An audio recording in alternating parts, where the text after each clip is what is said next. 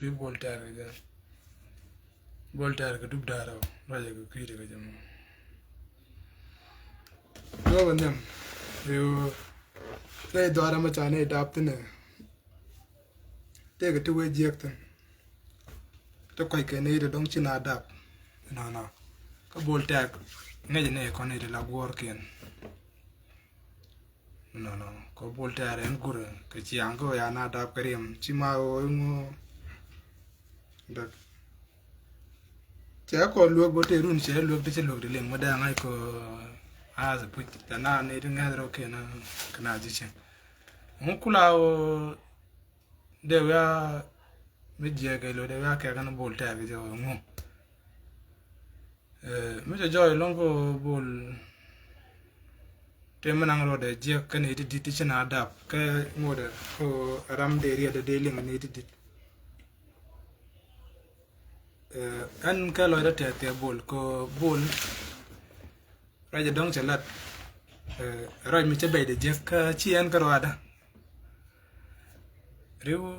nei tungwan mo ra no la ma ban man no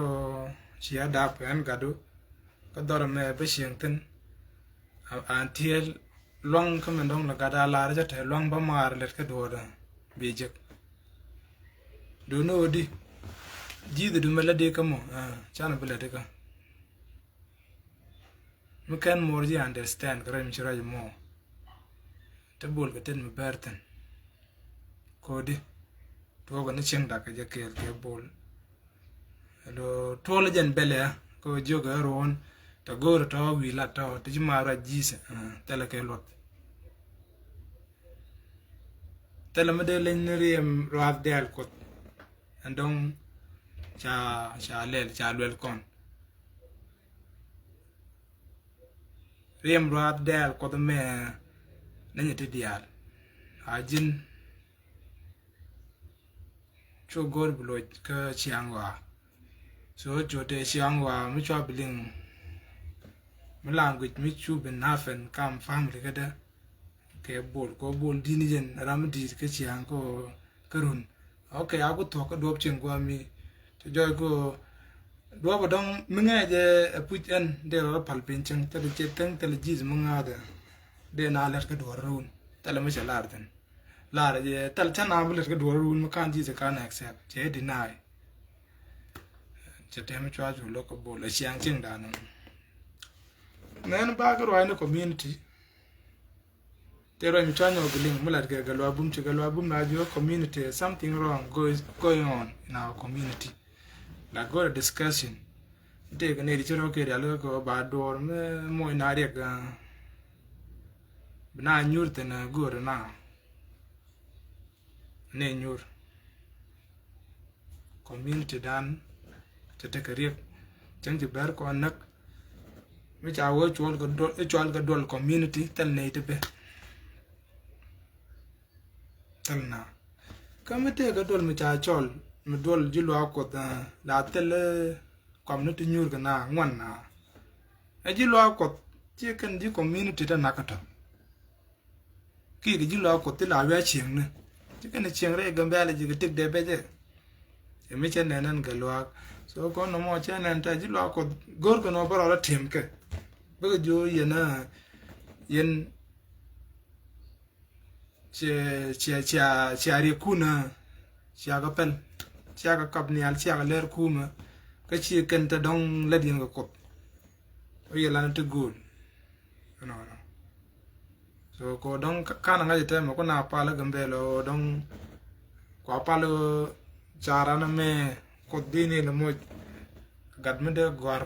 me de ku munje da kam lat ka da te de ga de nam de ji gwar tan la cham ni yo chara ko ti ko ne palji moy ne ga gat mo gwa mo nong no wit mi chin nong ne jit I think si jana palien ka ji jin point du din Voltaire ti no wala ro di galwa ran e put da te dia da ga ngai ba da te mo to mi go ro da understand we go mi du na mandan ta we come to men chilat chang madan go do one put Jesus no man me chibu go liang de kama nothing we can't do in your community tanam belet kan neko tanam belet ka rodu bo chi kwit ni pin chi nya wana ne ya ta nya go ji kwarbo try palten me try nya obine na go community ko nya obra community nya go da na me chi jang gwa da lo abum men dia gwa da ni odi ko di understand gwa mi chela o loidu te tang gun bo te dong chi de ngai me go ro di ngai akin ye ko de me kan no bol bi ku respect di chi e udi nai chen rek de nyo community bi nyo bu kuru nyo ke jize me den mu that the reason ko didi anta guido gata ta chi o jin te kon ge case mi dit ke chi o jin pu jiram kel ke uniform ne entrak roak me logo la ro bi la di sor du be me la le di nei kon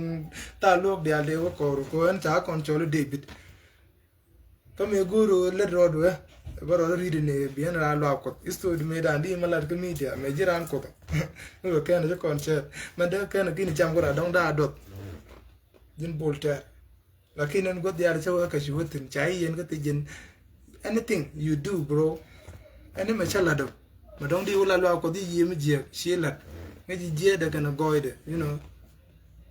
so an ma lo ga long ho gar na je na ko je na ka dam seriet nitin ran da ka je do ga gade da ngi chen ko dial long ne ga lat jor mu taram de ne long lat jor bi mon me ger bolter ka chi o mala ka nya ka ke yim je ila tale yim je on ta mu go ro la de chiang mar ga na gwar je ka dial ga na goide de o loy dun ko che da me bol chi anda ko che ko na ta lu chi o de ne nyero no e o chi anda nge je ko na ta lu man den de rek mar ga dial ga ning dora de ga lat ko di en ga dien taram dong de go ngai bol ter ma nyere je e jen do mo ko che tok che nen ba tok chu jika tam jika na do ko bol ter je tok che nen ba tok chu jika cheng jika ne te jena ko bol ter je tok che nen ko tok after fact up e jen nen yen jika mo jen nen yen mo ta tam di tan cher ke family de ke lo family de mi yen ta me ne chop camera ka ta ka shin Chikorodian mal ger badan charo de ger charo de ger ko cherka chik normal and I'm crazy tem young ko te chanen kan kan ne che mare ka nyut ko ke reason chik de ko parwe go cho pan je ko mer kam de bol wi no baro la te de chanen wi mon kan te ne de cha ban tin te gan ma to no ko ke ye ken dial te de rana lor ru ne berkamal ga deng berkamal damar so amude ran deny today ran re ko mala rek de jena lat ko lo ko do telo godon ko lat ga je ga di ci gwar i chuon ko de document wo taw document ka cha taw ya gor let wo jin bol tar kam ne chomrar ko bilat ko yen ga di al ci gwar ci dino en gwa dong bro do je mu bi chamteno ko ba gadu kan dor wala da be nang ne me di long dino jin mo gor no jin engineering jin mi ko ngata ci ko ngata wer ko fay ko engineering mo ron wala ka bi afly don ko da kamji irun mi wajin wa ka kamyo yo la ta mo ton ci ta bi le cham ko toy du ko ka jin gat ko mi guru pot ko yo di al tu bin ka bi char ne ko be chu ler sibila parira metar namo alat ko la char kan je ko chawo chare dung na be ko lo mu chi charo en guidu ko chi ane ko gagra al ne ko tar char go yen ti char go char ku ne ya mun pal ga kan to e dun ga da che gwarten pen galet ko program me pen me jang ne o le ne passing day ne ne ti gwar kan dia tanko ke makaning ne wa gambel ma de piu yer wa piu mole chama pal ko ka ko dia de dok de ma tur ko la to lo yo kodwa Bunanga ti la na ka wifi chi kat wifi ko ti chanen chan crane ke mi lo ke la dien ben yang kalat thank god and bo chan give a fuck ka la kun dia la tha you know but to ga lat